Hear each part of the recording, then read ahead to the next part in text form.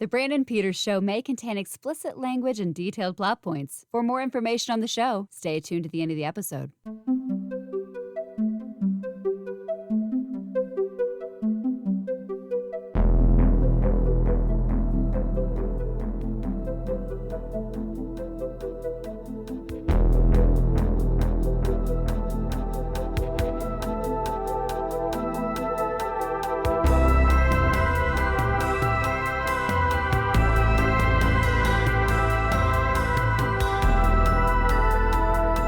And now, here's Brandon.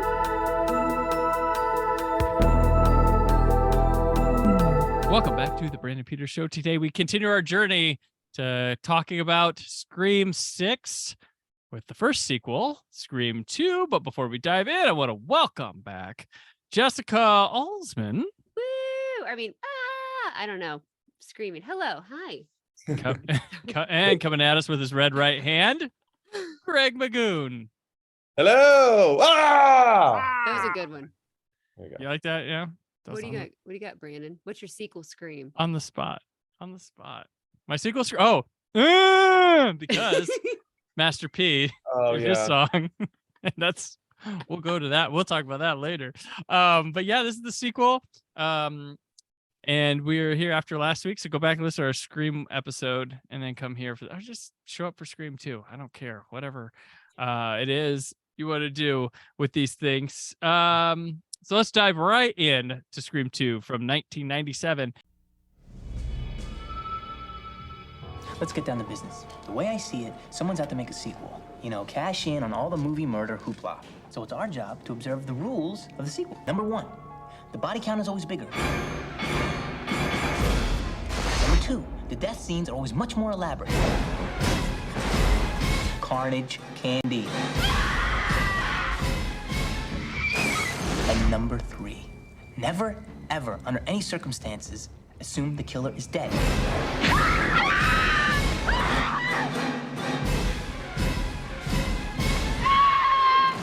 How do we find the killer, Randy? That's what I want to know. Well, let's look at the suspects. There's Derek, the obvious boyfriend. So you think it's Derek? Not so fast. So forget the boyfriend. It's tired. Who else do we got?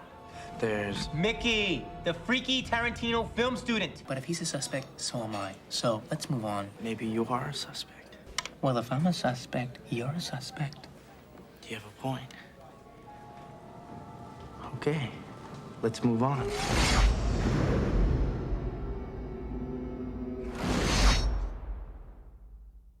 Directed by, again, Wes Craven. Written, again, by Kevin Williamson. And starring, bear with me here, Neve Campbell, Courtney Cox, David Arquette, Jamie Kennedy, Liev Schreiber, Jerry O'Connell, Timothy Olyphantastic, Elise Neal, Jada Pinkett Smith, Omar Epps, Laurie Metcalf, Sarah Michelle Gellar, Joshua Jackson, Rebecca Gayhart, Portia de Rossi, Dwayne Martin, Louis Arquette, Marisol Nichols, David Warner, Nancy O'Dell, Heather Graham, Luke Wilson, Tori Spelling, and the voice of Roger Jackson. Cinematography on this one is by Peter Deming, who does Screams 2, 3, and 4. So he will stay with the family here. He recently shot The Menu and Shotgun Wedding. So I just saw the menu. yeah, that's a fantastic little dish, that one. They got the puns. 2 years after the first series of murders, as Sydney acclimates to college life, someone donning the ghost face costume begins a new string of killings. Ooh. Yes. So where are we at with Scream 2, Jessica, when that came out? Still in elementary school. So I don't know if we went to theater and watched it or if it was another pay-per-view. But I wanted to love it because I'm so obsessed with the first one. So I think no matter what they did, I was going to love it. And, rewatching it, it's kind of like, I don't know if I believe in the two killers. I know the one I believe in, but the second one doesn't make sense to me. So I don't know. I'm going to pass on this question, Brandon. Oh, okay. Greg. There's just too much overthinking. I love that they're in college. I love that there's a film class. Yeah. Being the little kid wanting to go to Hollywood and do all that stuff. But it was like subpar compared to the first one for me. Okay. Interesting. I did see this in theaters. I don't remember vividly it because I remember, and when we get to Scream 3, I have a fun story about that. But this one I did see in theaters, and I remember not being able to go to the bathroom ever in a movie theater for about 6 months to a year after seeing this movie. I couldn't do it. I literally could not like get into a stall. But like after this movie, I could not get into a stall in a movie theater bathroom. So like but the first one traumatized me because my house looked like it growing up. And the second one traumatized me because I went to movies all the time. It's like I can't pee. Like give me a trough or a urinal, but I can't pee. So yeah. So I don't really remember my feelings towards it other than liking it in the theaters, but I was still kind of young. So I think it just like the fear of that kind of came to be. And then when you found out who the killers were, I became less fearful of it because they're all so linked to Sydney. I think that horror movies, when they're really like dedicated to certain people, then I feel like, oh, that can't happen to me. So I was able to disassociate a little bit more than the first one, with my whole 1 year of wisdom that I've gained since watching the first one. Well, careful who you're friends with. Careful who you're friends with. Someone comes to kill them, they're gonna come kill you. Good point. Maybe, yeah. But so that's it for me. So anyway, Gotcha. This is your favorite movie, so here we go. I went opening weekend, of course. I was there first. I was like, oh yeah, I got my friends to go with me, and I really liked it a lot first thing. And I went back Sunday night, same weekend, to see it again, and that confirmed my love for it. And I thought, over the years, even grows even stronger for this one. But I was there. I had to I don't know what it was. College campus tends to be one of my favorite settings for slasher movies. I don't know why. Just these beautiful old. They always film them at places that I never have visited or go. There's these like ancient, almost look like they should be in the UK college campuses, like Cambridge or something. But no, they're these just classic looking places that I tend to like a lot. I think this one makes a bold decision that it then chickens the franchise out later for later ones for a bit.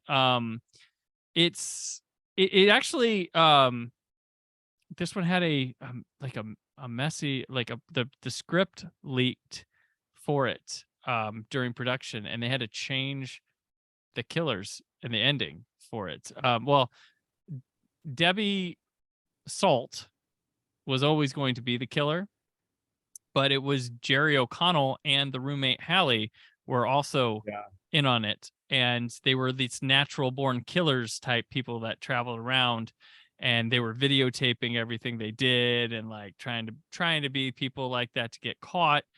And Mickey was Hallie's boyfriend, same kind of film student guy, but he's the fraternity brother that gave her the letters. He got treed or whatever when that happened, and he got killed during it out in the woods, not at the play thing or whatever. So then I'm starting the conversation with the end of the movie, but of what it was. And so then they were trying to do this and pin it on Cotton Weary, who disappears in it, and they bring it out and they're videotaping the whole thing. She kills Hallie and Jerry O'Connell because, stupid motive. This is what I really want. And then Gail shows up to help Sydney with Debbie Salt, and then I think Gail still gets shot and wounded, but Cotton Weary, then freed, realizes that this whole confession is on videotape of them doing it, him being kidnapped, and Gail has been screwing him out. I think they find out like Gail's been screwing him out of a lot of money or something. So he murders Gail. Like she dies in the script, and then Sydney and him battle to like the death, and they both die. That was the original ending of Scream 2 that got leaked, and then they had to change it. Thank God they changed it. Yeah, I was gonna say, were they just gonna end the franchise? He had his idea for the third one. He was going to continue. Yeah, and I knew there was a new third one, but and we'll talk about that when we get to the third one and the fourth one. But that's what it was, and I got a copy of that. It was after I'd seen the movie, but that was floating around the internet So that's when they got really tight with things and colored pages and So stuff. who lived? Nobody. Wow, Yeah. what an awful. So wait. How did Debbie? Well, I mean, how did Debbie recruit Mickey and Hallie then? It was to the like, same. It was the same Mickey thing. Serial Okay. killers in the night. It was saying Oh. that, but it was the two of them as a pair. All right, but how did Debbie recruit Mickey in this current movie? The internet. The internet. That was The internet. She was, she yeah, funded his college. that's right. Yeah. And she was I just was using so him. confused. I was like, She was what? using him as a helping hand. She was never. She was Yes. going to kill him, pin it on him, and she could walk away because no one knew who Debbie Salt was. Yeah, Right. because she had plastic surgery that even Sydney didn't know. And Gail didn't know. Oh, Which again, She lost a bunch of weight too. We're Mhm. led but to believe at she was. least when she shows up, Sydney's like, Mrs. Loomis, and that's where I'm like, Gail, if you were a reporter, would you have not have known what Billy Loomis's parents look like? She to wasn't do around them all the research? time because Billy. But- It wasn't. I would've She done was some out of the picture. research. She was out of the picture I big would have time. been And digging, trying to get quotes from them and just Mm. yearbook photos. I would have thought Gail as a reporter and but Gail's all full of novelist. herself at this time Yeah. too. So there's And there's a Debbie vanity. Debbie even made a point to say to Gail in the second movie, it was like, "Oh, I've seen you before," something like that. And Gail kind of blows her off. So Mhm. like right there, you kind of like Local woman. Yeah. That was Yeah. funny. so I mean, Gail, like literally, like Debbie was presenting herself to Gail, and Gail was like, "Who cares about you?" So yeah, I don't think Gail would have immediately jumped to that conclusion of Well, and this is also before casting like that became like an obvious clue, because it's like nowadays it's been like, what's Laurie Metcalf doing in this movie? But back Yeah. then it wasn't like that. And plus she had only been on TV, so seeing her in a smaller role in a big movie would have been like, oh, okay, well she's got lead roles on TV, but when Yep. it wasn't the crisscrossing nature that we have now, so it's like very different for the time. And who the hell would have been like, oh yeah, Aunt Jackie from Roseanne is the killer? Like nobody's gonna. Well, they No, threw but yeah. enough like Joshua Jackson being in there. Mhm. Sarah Michelle Gellar got whacked or Yeah. whatever, Yeah, but right, Jackson. he was kind of like, oh, maybe he'll pop back up. Why else would he just be in one scene at a Dawson's Creek. classroom? Kevin Williamson. That was Yeah. literally, he put Michelle Williams in Halloween H2O like right when they were shooting pilot and stuff for Dawson's Creek, because he Yeah. thought she was great. Like he had them push her for that. And those classroom scene is a reshoot. The original classroom scene didn't have Sarah Michelle Gellar or Josh Jackson. Oh, Yeah. And I don't even think Mickey was in it. I think he was not in the classroom scene in one of the original shoots. And it was in like a big auditorium, and the reshoot's in a small classroom.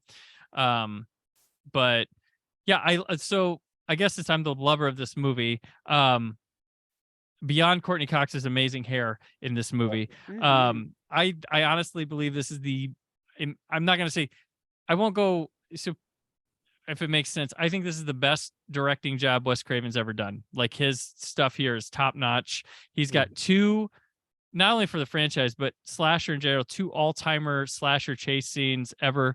I'm talking about Dewey and Gale in the sound booth, like film stuff, Yeah. and then the cop car shit. It still makes me think that the Ghostface is going to jump up in the cop car when they're crawling. Oh, through. I can't watch it. Still, like, it is one of the best things that is like ever done, and like it's got these awesome sequences.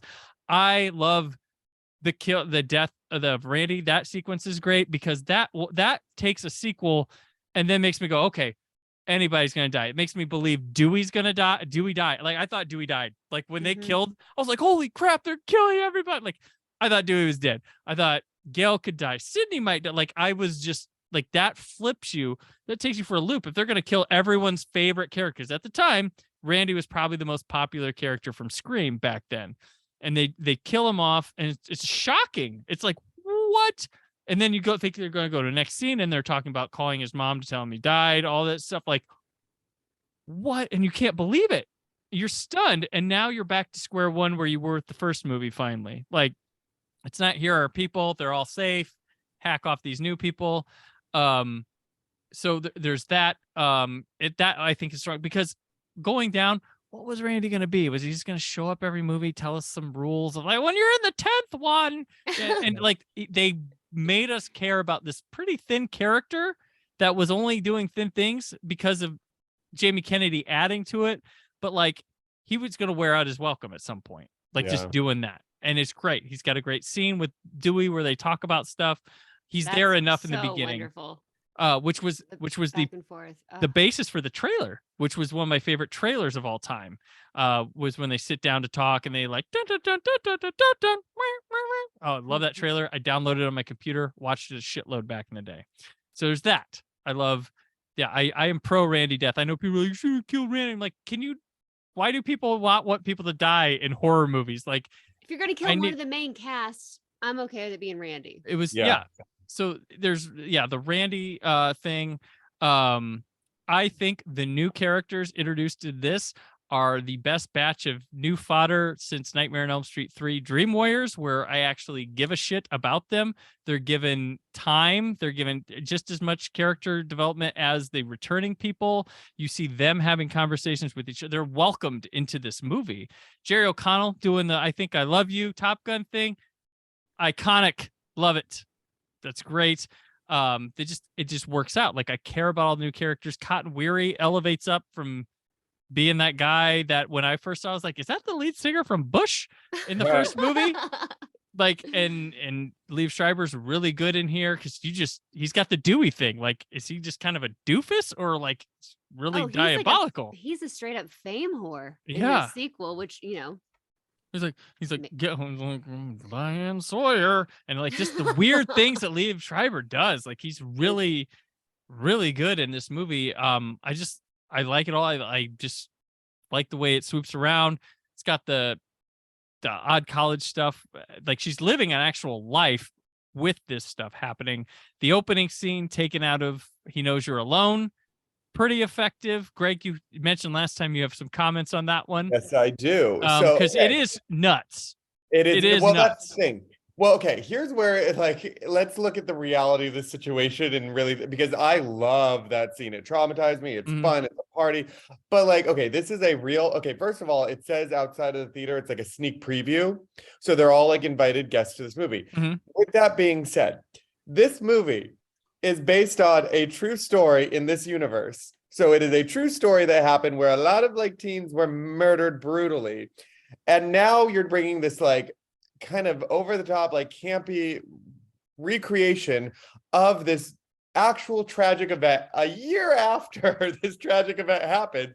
And you're giving out the actual killer mask to everyone and fake knives to like everything. Like imagine going to like a Dahmer movie and then like giving you like food shaped like brain. Like it was the sneak preview. It wasn't, they weren't going to do it for all the showings. It was the sneak preview. But the fact that they did that for this like true event, and like people are like up in arms and nowadays with like the Dahmer thing being like, you're doing this thing on this horrible, heinous killer and you didn't consult families. This is 1 year after everybody's dead and you're giving out the mask to everyone. Like you would think in this universe there would need some distance from it, or like this mask may not be like sold or might be like frowned upon, but it's like they're encouraging it, and they have like they even rigged the dang ghost face on the wires to fly across the theater. It is such a spectacle, and you realize like this only happened a year ago, and you're like monetizing it and you're creating a party around a true life event that I'm really fascinated to know what like the true crime era like would have been about during this time. Like I'm trying to think about like there are bachelorette parties that aren't even this wild. It's like they tried to do Rocky Horror Picture Show, but for like an actual true, hey, this is so great, all these people died. Well, true crime was so like wonderful. hard copy and inside edition at this time. That was what true crime was. Which basically. You would think they would have done an episode on like the Woodsboro murders on hard copy or something. But then I feel like the news would have covered like, would have covered it because somebody got murdered in this movie theater. Conveniently enough, like, I mean, you wonder how many ghost masks they had. Well, I mean, like the killers who probably went to that premiere and snatched them all up and like, we got backups, everybody. Well, I did notice this when when Jada Pinkett's at the popcorn line, this girl's like, I'm not going back in there. You know, this happened to real people. I'm like, why'd you even go? Like, what? Yes. Did you show up to get popcorn and go home? Like, what? I'm more concerned with how did they know every dialogue that happened in real life? How do they know what Casey said on the phone? Everyone that was Yes. there died. How do they Yeah, know what Because we saw the first movie. beautiful Luke Wilson, aka Stab Billy, Stupid. said to Sydney in the hallway? Well, Whatever. I'm sure Sydney doing Verbatim. them originally gave their stories to Gail, How do they but get then what she did after is what they're pissed. yeah, she recreated it probably too exact, or but either way, I just find it very funny that at this sneak preview, and first of all, as somebody who's been to many theatrical event and and to exclusive showings and premieres and sneak previews, there is no talking ever allowed.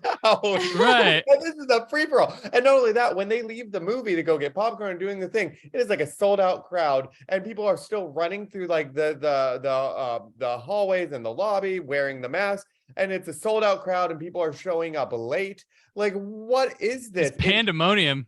It Mhm. really is. It feels more like the barn party in Scream 4, which we'll get to eventually, but like that makes more sense. But the energy at like a Screamathon, Stabathon is more suited for this. But when you really think about what they're at, none of it makes any sense. But I love it nonetheless. And I think they're yeah. I think it's sort of trying to be a social commentary on like how people get into true story or like are obsessed with the murder because they cheer at the kill of someone they just met in a movie already. Like, and I think it's meant to be like a social commentary on and overdoing it on people who like get really into it, and then adding the fact that it's a true story and doing that. Like, I think you're seeing that too, and I think there is a bit of a social commentary trying to be presented in this zany theater that's going up as well. I mean, it's uncomfortable to watch before Maureen even gets killed. It's like uncomfortable because I know me, when I watch horror movies in theaters, I do cheer at certain deaths, but Yeah. usually not the innocent victims, to be real. Right. Like, usually I only cheer like in Hostel or something when like you're finally at the end and you're like, yes, they're gonna die. And you're like, I cheer at like the killers getting killed. I Yeah. rarely ever cheer so openly at like an early kill or something, because I'm always like, no, I know what's coming, but I'm scared. And these people just were eating it up, but it literally, again, 1 year later, and they're friends of people. It just seems there's a coldness to it when you Mhm. reflect on the actual context of what's happening, because this isn't just a fun slasher movie. This is a recreation of this horrific event that took place in Woodsboro. So, Which, I mean, Yeah. they What if they try. Casey's parents were there? Could you imagine if they're like, oh my gosh, I know we're getting paid by the movie companies, but, and also, would they have not gotten such a huge lawsuit that they would stop making the stab movies because of someone dying at a movie where they're handing out the ghost face It's costume? free press. It's free press. Oh.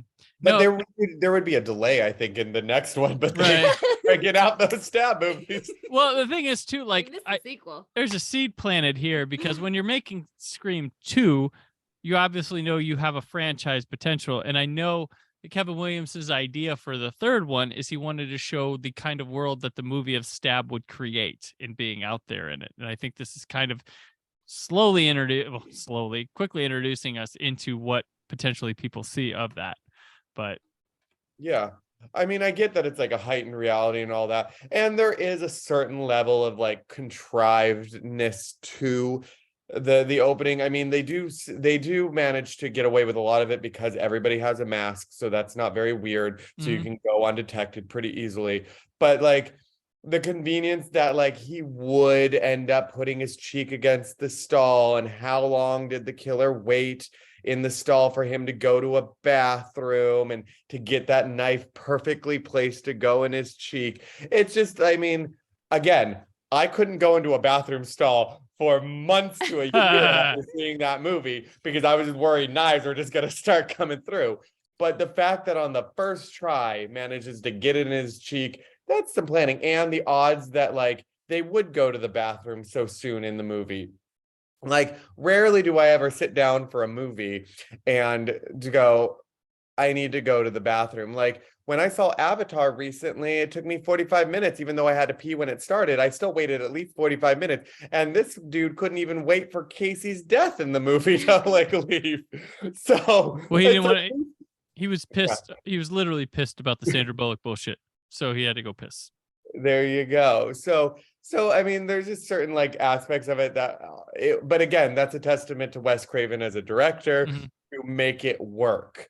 Because when you look at it on paper, you go, this does not work. Like why, no. Wait a And minute. yet he made it work. You're right, but like I never even thought about that. The one shot getting it through. How do you know that they're right there? And where was that couple specifically targeted? Because how did he know to Yeah, go they back to were what seat? they got Did I the miss tickets this? from the killers. Yeah. They were given But given were the they tickets. assigned seats? Because it's not usually an assigned seat. So how do you find people in a crowd? That's true, Especially when back everyone's then. partying. Yeah. Well, they were the only two black people in that Well, theater. and Like, There's so- not much. Yeah, you're right. There's not much diversity. There's nobody there. well, The and football catch guy. well, and they sit down, and then he takes the place of the one. So, yeah. and he knows you're alone. It's funny because it's an emptier theater, and the girl goes to the bathroom and is kind of freaked out, and comes back to her seat, and her friend is like already dead next to her, and then like she gets stabbed in the back from behind the seat Oh, with the kill. traumatizing. So that's how it happens in He Knows You're Alone. The cinematic debut of Tom Hanks.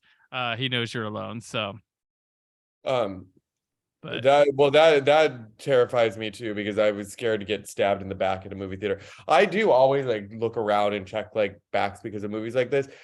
I know that they had to set up the world in the movie theater to be so wild to disrupt from Maureen actually getting stabbed, like doing that. But it's so that in that universe, her death actually makes complete sense. But I just don't understand with how many employees were working there that you could hire 3 people just to crank Ghostface on like things and then have like ticket taker ushers. Yeah, not only that, they had to take their, if you watch the beginning, it's the William Castle Theater. They have their tickets and then they exchange their tickets at the box office for the other ticket, which then they take to another person to get into this thing. Yeah, because they have like little postcard and then but they're still waiting in line. Like, why aren't they just all showing a thing and going in? It's very weird. There's a whole weird chain of staff in this movie that is peculiar to me and how movie theaters work, but there's no security and there's nobody actually like calming the audience down, going, movie's starting, like please silence your voices. Well, cell phones weren't a thing, but still, like, what's happening here? But I love it. I love that opening.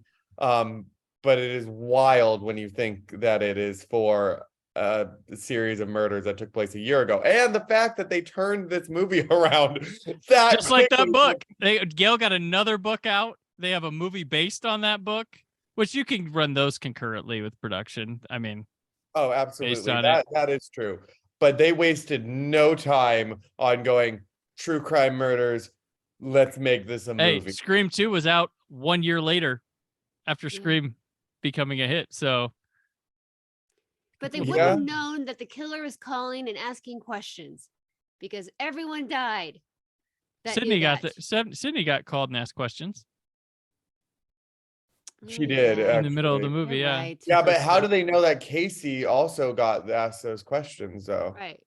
Well, they and like Gail then projected on it, being like, "Oh, Sydney got asked questions. I bet Casey went through the same thing." Yeah. Well, the killers did talk about that stuff when they were confessing to Sydney at the end. So maybe and that is what you think of a Scream. What's your watch favorite a few, maybe movie? take a few notes. It was.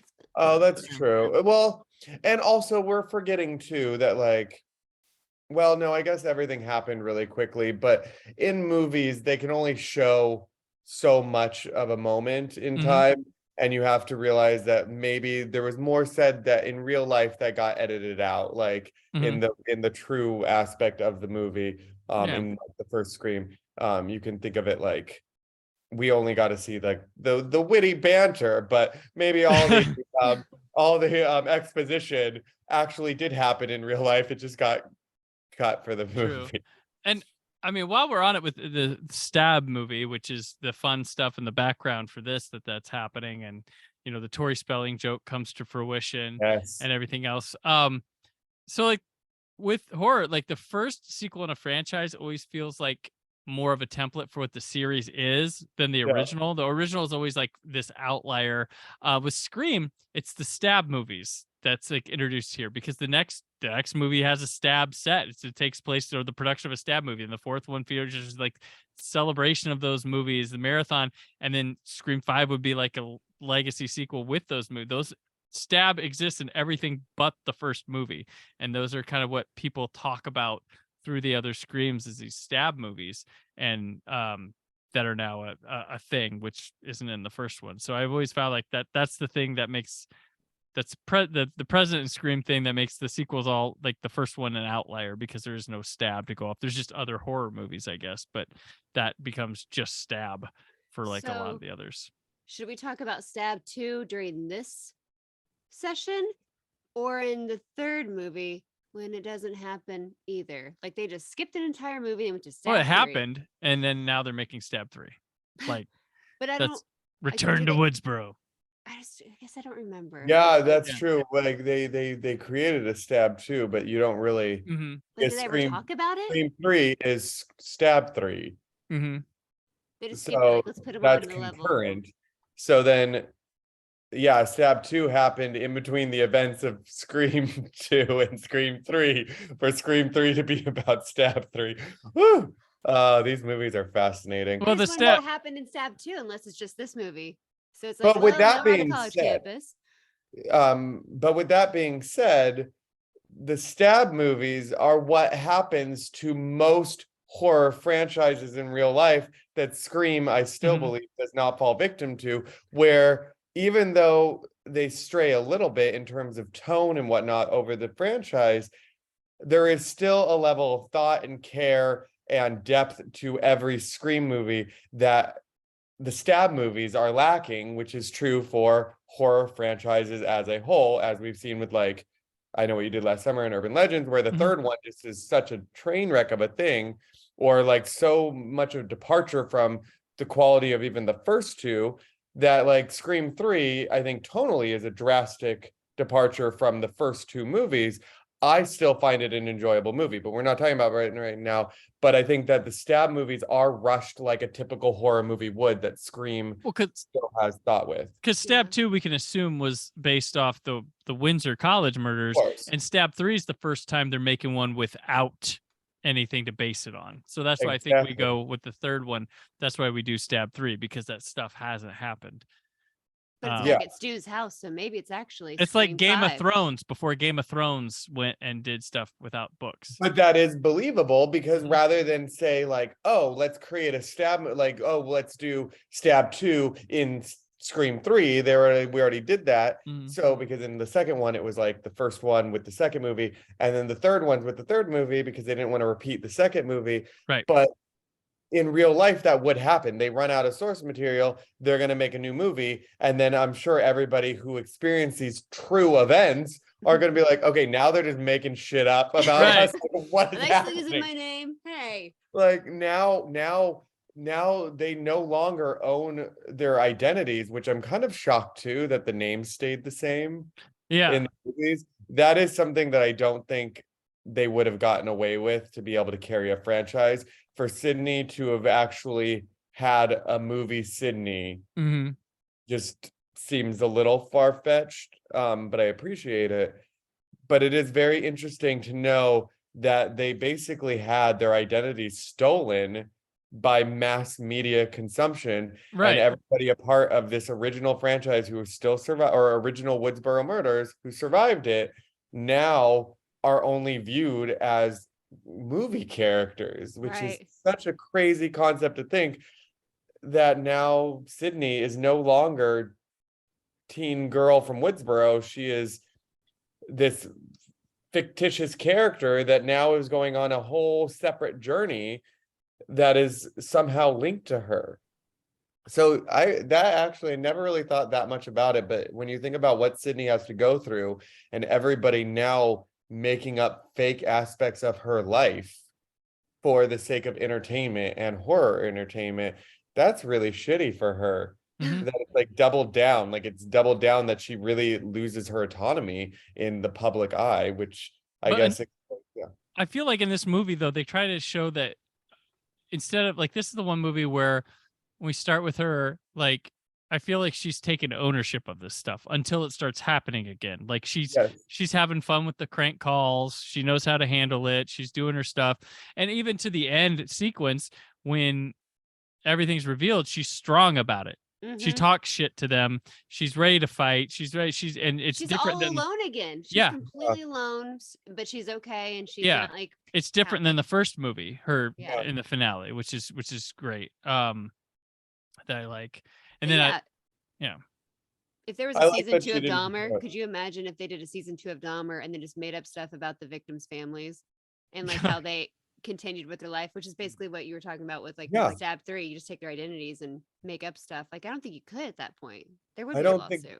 I mean, there would have to be, because not only that, they're literally returned to Woodsboro. They're using the actual town name. It's like this poor town is just getting massacred in the media, that like, I feel like it would become I mean, Woodsboro really would, that's what, well, they do talk about that in 4 then, how Scream, like kind of how it became like a touristy town almost. But I feel like it's kind of downplayed a little bit more than I think it would be. If these movies really were as big as they were as a franchise, Woodsboro would have to reinvent itself basically as a tourist trap of a town, because you couldn't live there without people coming to be like, oh, this is where it all happened. But then it's like people going to see the Amityville house. Or Salem witch trials. It's like, oh yeah, witches, great. Yeah, all these women died for no reason here, were murdered, but woo! Let's have a parade. Also, imagine if they had that a year after the Salem witch trials, a movie was made, but like the movie didn't exist, thank God. Otherwise, I mean, but like it's just crazy to think. I mean, okay, to be fair, Lifetime does that with true crime. Like there is a murder that happens in real life, and Lifetime gets that movie out within a year, a lot of the time. So Lifetime, are the Stab movies actually Lifetime theatrical releases? There you go. Oh my goodness, that I never really thought about it, but that is what. Well, Tori Spelling, I mean, she's starring in it. Oh my gosh. There you go. So basically, Tori Spelling, Luke Wilson, David Schwimmer, Heather Graham. They're find out more. And a guy who drove a stagecoach for one episode of Dr. Quinn, Medicine Woman. Oh, I love that show. I have it all on DVD. Love Dr. Quinn. I had to explain. I recently, my son and I watched Live and Let Die because he's wanting to watch Bond movies from the beginning. And I was like, Jane Seymour, she had this show I watched on Saturday night. It's called Dr. Quinn, Medicine. It was huge. The woman doesn't age. No. And there was Sully on that show. The white guy playing a Native American. It was, and there's the dentist that was an alcoholic. He drank like the mouthwash or something. Yep. Yep. Watch Dr. Quinn. During COVID, quick tangent, I do own all of Dr. Quinn on DVD, the full box set with all the movies and everything. I was so close during COVID to start a podcast where I do a rewatch of every episode of Dr. Quinn and do an analysis of it, like the Gilmore guys did with the Gilmore Girls, and like first time watching it, even though it wouldn't be my first time watching Dr. Quinn, I almost did that. Like just started a thing where I broke down every episode of Dr. Quinn. Dr. Greg podcast man. Pretty much. I'm very tempted to. I still might do it. Depends on like how my depression that's great. Off. But that is on my list of things to do, is do a full rewatch. But if I'm gonna do a full rewatch, I'm gonna do a podcast with it. But I'll dig into the history of some of the episodes too, because that show really was insightful. Anyway, back to Scream. I wish Jane Seymour was in a Scream movie. That'd be great. She will be. She would be good. Anyway, where were we on Scream? So Stab 3 is we're talking about the cast. Lifetime. So Stab movies are essentially Lifetime movies, because Lifetime pops out a true crime scripted movie within a year of it happening. So now the Stab movies, they are justified and they work in this universe to me. It's just, there you go. They've never been that popular like the Stab movies have. Lifetime movies. So wow, never would have thought I would have made that comparison, but here we are. Do you guys enjoy the cleverness of have you ever picked up on a lot of the stuff with Mickey on a rewatch?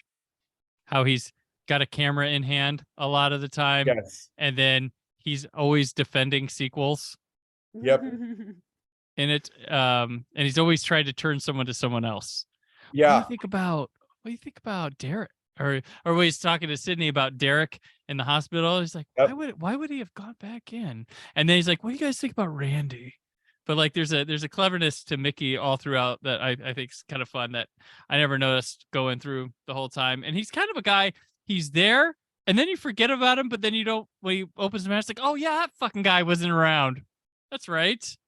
Like, He was kind of like a cross between Stu and Randy. yeah. Like, because he was kind of like unhinged, but he was also kind of the movie buff type. So you put the two together, and then you go, he can't be the killer. It's too obvious. But like his performance in the finale, even like I believe that he believes that. Even though it's as stupid as it is, and then the mom shoots him, it's like, yeah, no one's buying that shit. And you're like, oh, okay, so this movie's smart. Like it sold me on that. Like, oh, this guy is a psycho, and he went like, and then that whole thing with the trials. We were talking about trials, like, because it's all about the trial. Man, but I love when he's the one that comes back because they're never dead, and Vic and Gail and Sydney just lay into him, and Cotton's almost like scared, like, what the crap? Yep. So that's when you know that, Sydney and Gail are just way stronger than Cotton altogether. He literally is just a kitten that wants his 15 minutes of fame and more, and a TV series, talk show, whatever that's coming later. Yep. Well, I mean, the Scream movies, if we can find a theme, is people wanting fame out of these, like either for being a killer or being a victim of it all. Like except Sydney, she wants it to go away and just keeps coming back. She accepts her fate, as David Warner says in Scream 4. Yeah. Did they just talk about that in the sequel too? When she's doing the stage thing, like she accepted her fate. She could see what was coming and she knew it. And then people thought she was crazy, but really she just accepted it. Well, it's funny. Like David Warner in the one scene, weird, he's somebody. He's in one scene there. I mean, he'd be in Titanic the next year. But I knew him from as a kid, Teenage Mutant Ninja Turtles 2, The Secret of the Ooze. He was the scientist that made the ooze. But he's a big actor. But the funny thing is here, that's who Wes Craven wanted to play Freddy Krueger. And they finally got to work together here. So that's why he's here for the one scene. Like they finally got to work together. But that's who he reached out to play Freddy Krueger in the original Nightmare on Elm Street. That's who he envisioned to play him. So that's an interesting thing. The play stuff with Sydney's kind of weird. It's kind of the weird thing in this movie. But it adds some scares. And I always love when the killer's around there, and then you find out that Portia de Rossi and Rebecca Gayheart are in this production. And they're like, what? You're like, are we supposed to believe they're suspects? They really wanted us to believe it was them. That there was a chance, because there's two of them. Yeah. There's two of them. There's a blonde and a brunette. There's two of them. So like, oh, we're going to do two girls this time. And I love the scene where they look like deer in headlights at the sorority house when all the stuff goes down and Dewey runs in, which Dewey in this one, great with the Broken Arrow theme that's just kind of geniusly reused here. But in this movie, they kind of add the thing of like, do you think Dewey's really got that limp? Like maybe he is behind it again. Like the way they recycle and make us buy into ideas from the first one again is unbelievable. Like there's the way that they make me think the main characters can die again. The way I'm like, I'm not sure about Gail or Dewey. Dewey has this one scene where he's given a really good look where it's like so suspicious. Yeah. Like, what is going on? But then when he's doing the talk with Randy, I love it. He's like, you're right. If you're a suspect, then I'm a suspect. I love it. I was like, well, it's not them two. Come on. Yeah. And his little Rhett Butler, Clark Gable mustache throughout the movie. It's very close to that. I don't know if he just can't grow a full mustache or what, but I love it. I think that's the joke with Dewey is he can't really. I love it so much. It's so adorable. And then I love watching him and Courtney Cox fall in love. I know. I believe it. As weird as it is, I believe their love. Well, I mean, it actually was real because they fell in love in real life because of these movies. So, It is an absurd movie when you think about it, though, and there's a lot of like kind of contrivances, but again, a testament to Wes Craven as a director, where you don't really care or pay attention Because to it. it moves, you live in the universe, so you allow it to happen, and just the setups and payoffs are just so great. The way things play, the choreography through each scene of terror in this movie is such a heightened expertise level that's like selling you, taking you from the next to the next to the next. There's a mystery kind of thing that gets dropped, but I think it was only meant to get attention, where they're killing in the same names of the first one, and then once they figure that out, but I'm like, what are they gonna do? Like, go to every were they supposed to like protect the dean after that nobody knows who the hell the dean is, because the principal would have been the next kill. Yeah. And then what, the cameraman, like, so there's the cameraman too, who wears the boots. He's got the boots too. So does Liev Schreiber when he's walking down the steps. Yep. Yeah, but this cameraman's the voice of reason. He's like, why are we hanging out here? Everyone's getting murdered. Which, good point. Also, if you know that people are getting murdered again, and it's happening again, would you not carry a weapon on you? I don't care if it's like a couple of pocket knives, maybe some leather things around like or at least pepper spray. veins. Yeah, something. Yeah. I've been reading your book. I know cameraman doesn't last too long. Like, well, that's the other thing too about this movie is, I mean, it's funny, but like at this point, Gail is reached a certain level of success, I guess. She's pretty big at this point. So it is kind of funny that that's like her crew. Yeah. Like, well, I think she flew into have a little bit more. I think she flew into town and he's outsourced.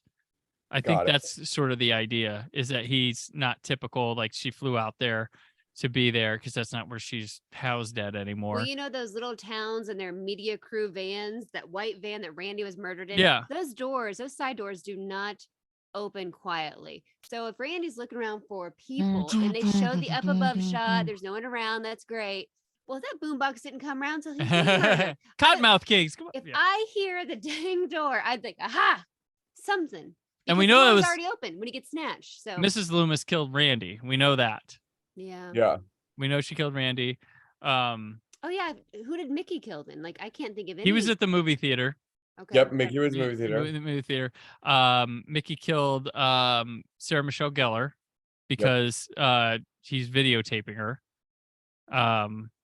And then I don't know. I don't think Mrs. Loomis would have been that spry to have killed Sarah Michelle Gellar either. Yeah. I mean, Mickey took a beating during that. He was at the party, left the party. Yeah. Probably came back. Who was driving the car then? Mrs. Loomis, you think? No, the car was Mickey because he had the head injury. Oh yeah. Jeez. Well, I'm still mad to this day that Hallie, like, it's just the way that, like, after all that suspense of crawling over the killer in that cop car, and then they don't just, like, I get Sydney's curiosity, but I'm still mad at them for like leaving that gap of distance between both of them for her to die. It still bothers me a lot to this day. Gotcha. I always feel super bad for like Jerry O'Connell, like, poor bastard. Like, he was genuine. Like, he feels like a character like the dumb jock guy I shouldn't like, but I like enjoy him in this movie a lot. And yeah, so like, and just like when that happened at the end, I'm like, there's like a lot of Mr. Like, is it the boyfriend again? And it wasn't. He genuinely gets shot and killed, and then they prop Gail Weathers out to make you go, what? Oh, yeah. Nope. But they have a lot of fun with that in the end. And then they get all theatrical with the stage and stuff, which makes for a fun battle in the finale. But and why was Cotton just hanging around the university still? He's like, oh, I found Dewey in the back, and just been out here waiting for someone from the media to come and talk to me, and then freaking Aunt Jackie isn't as big as she said she was. What the heck? Cotton was just accused and reporter. He was just accused and being a suspect, so maybe he's trying to find it out himself to prove himself innocent once again, be a hero, and get more fame. Which I always love his delivery when they're at the police station. He's like, you believed me for a whole year, Gail. You're not starting to have character doubts now, are you? I was like, man, I love his suspiciousness in this. Like, Schreiber's so good here. Yeah, I really like Cotton Weary adding this, and just the thought of like throwing him in and making him a part of this group in the second movie is Mm-hmm. it's pretty good, and making him not quite, he's innocent of that murder, but being a devious bastard. No, he's not. So, yeah, I do. Yeah, I just like this whole scenario. Good. I love this follow up, how it plays, a lot. I enjoy Scream 2 so much. And Leaves good with a gun. Like one shot got Debbie Salt in the throat. Mm, Yeah. Like that's a pretty good aim. yeah. Yeah. Well, they always did that thing. I fucking like, people fall and then like, like, why are you coughing? What, you didn't drown? Did you hit your back to it? Like, Your lungs are back here. You get hit your lungs and lose your breath. As an asthmatic. yeah. That's- well, that's how you find. How do you find really- out someone is asthmatic? You shoot them and then you see if they cough. It's like when you do a belly flop Yeah. and you can lose your breath. You're like, oh. Yeah, that's Yeah. true. I mean, I've never been shot before. I've been stabbed before, but I've never been shot before. So Oh, I don't geez. know. So I don't know. I'm forgiving of I've become more and more forgiving of how like people die in horror movies, or people like make stupid mistakes. Like we didn't really mention in like Scream 1 where like Sydney makes fun of the horror movies, which you did say, but she does them. But like when you're being chased, Mhm.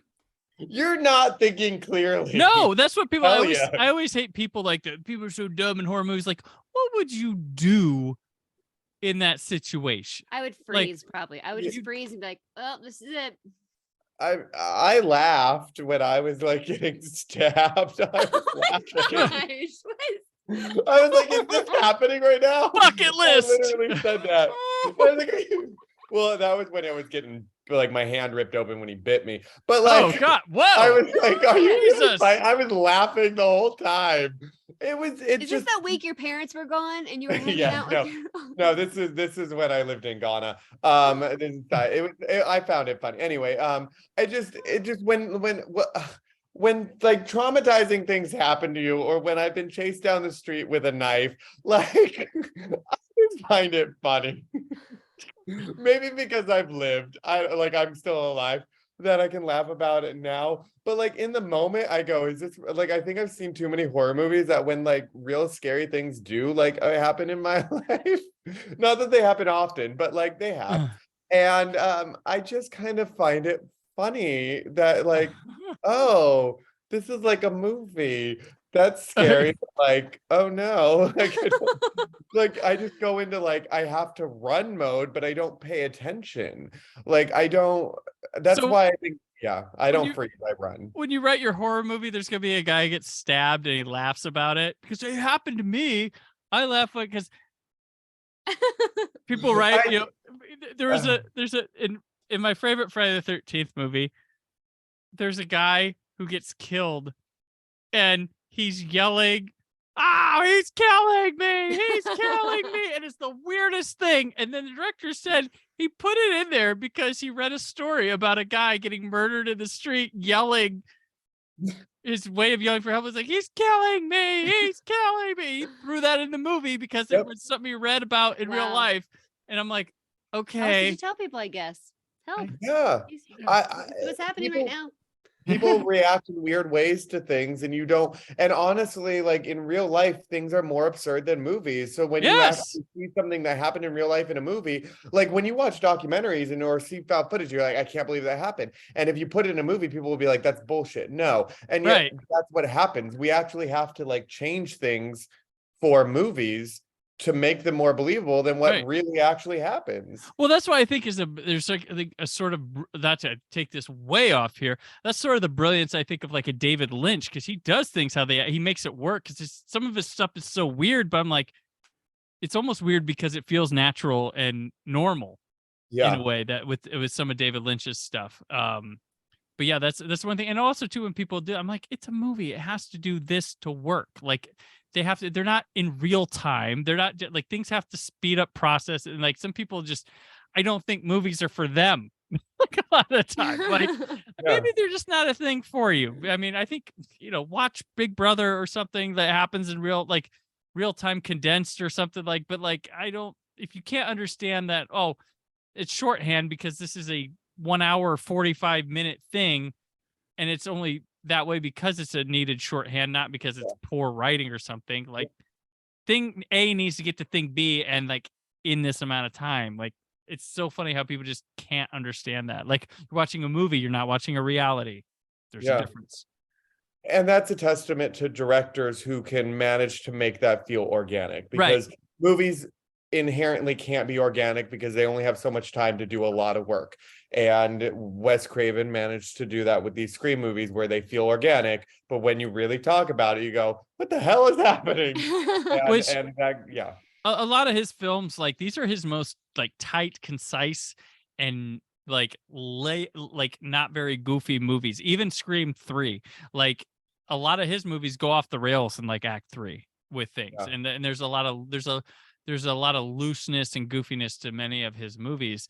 But the Scream ones are like his most tight, fluid, like I don't know, I want to say mature, but just like really some of his best work, even in the ones that would be considered lesser.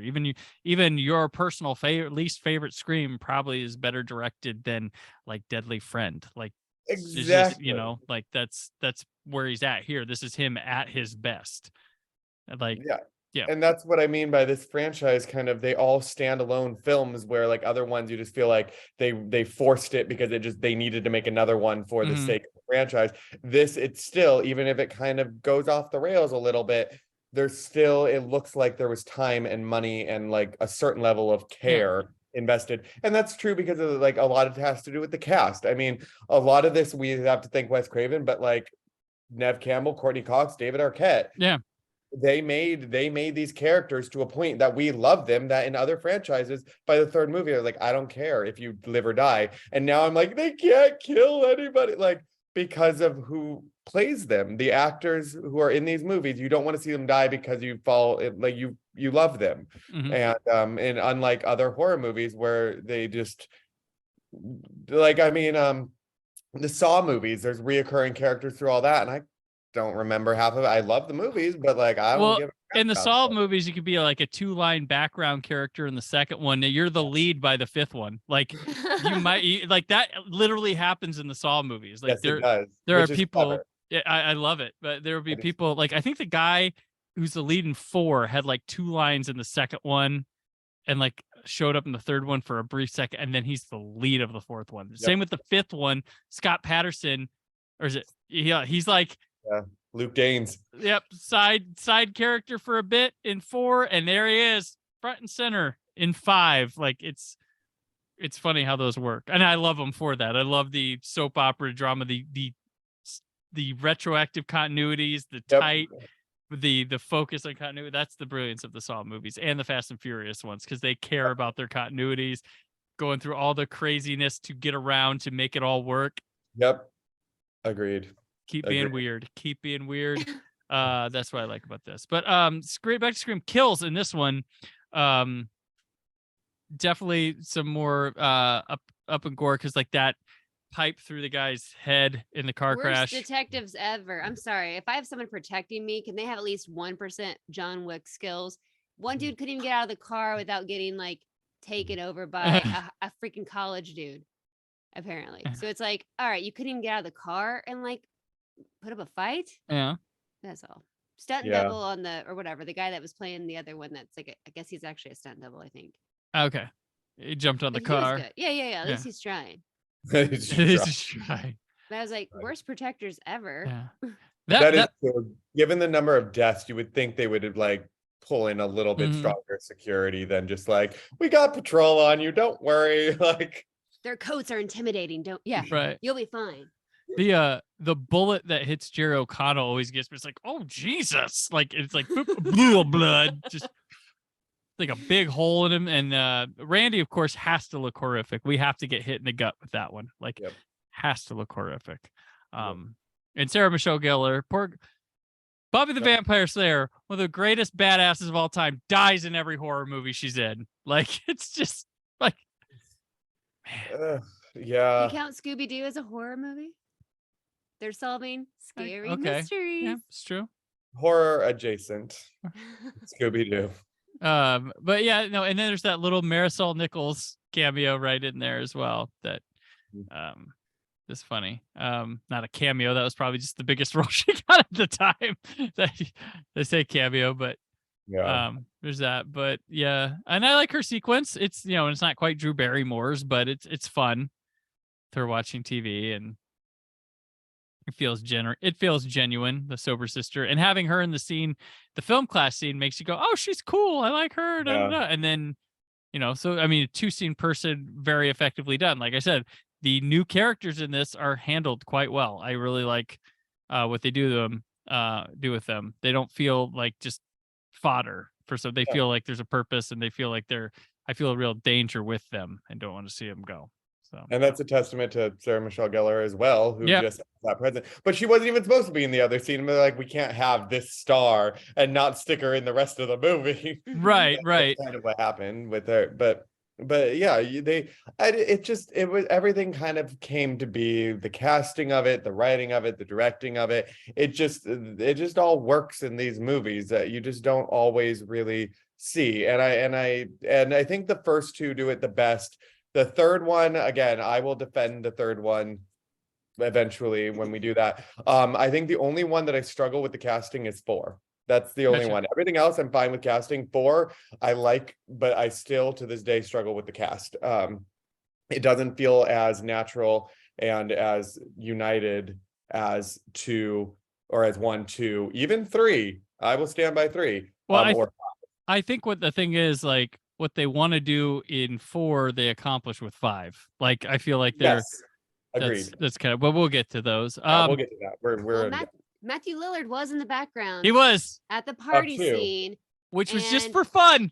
For fun. / he was dating Nev Campbell at the time, I guess. Yep. But they were thinking about. I guess we can talk about that in the third one. Yep. We'll get through there.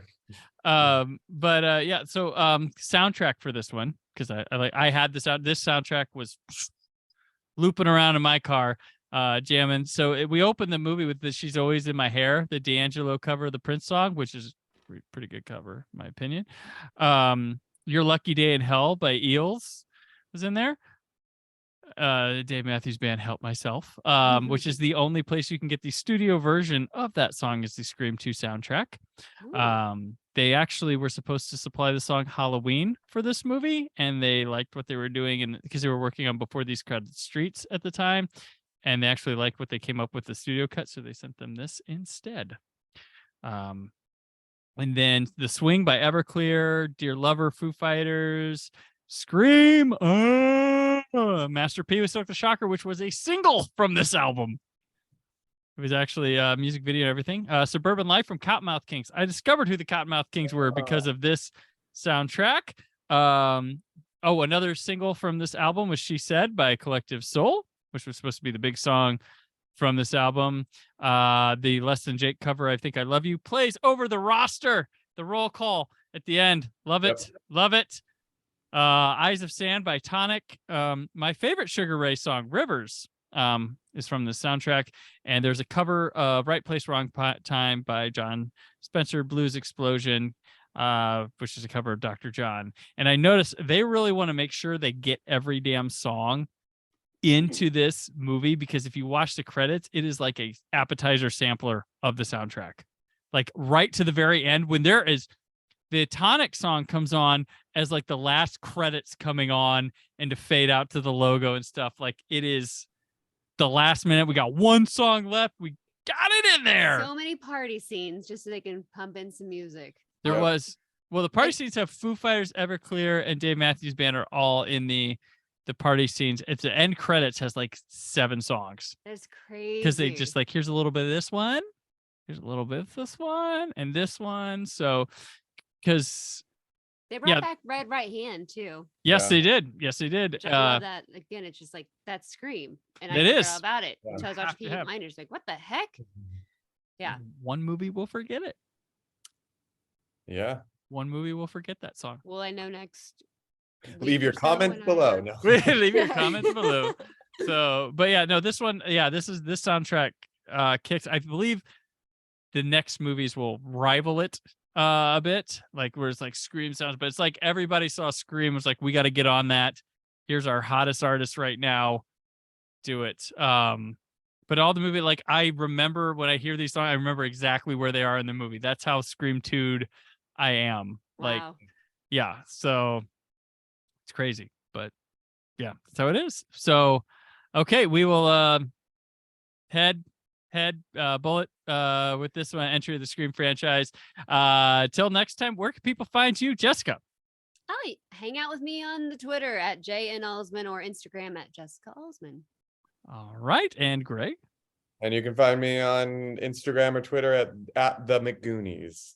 All right, and I'm on Twitter and Instagram at BrandonForkyUHD. My written work is at whysoblue.com. Next week, we will posy our way on over to Scream 3, which I am excited for opinions on this one. I love it. This is one to talk about. This is where things get interesting here for the third Scream. But until then, stay film positive. Thank you for listening. The Brandon Peters Show is a Creative Zombie Studios production. Produced by Brad Shoemaker and Brandon Peters. Written and edited by Brandon Peters. Announcer vocals by Jessica Alsman. Theme song by Metavari. Web design and show art by Brad Shoemaker with Brandon Peters. All music and clips featured in the episode are property of their respective studios, and no infringement is intended.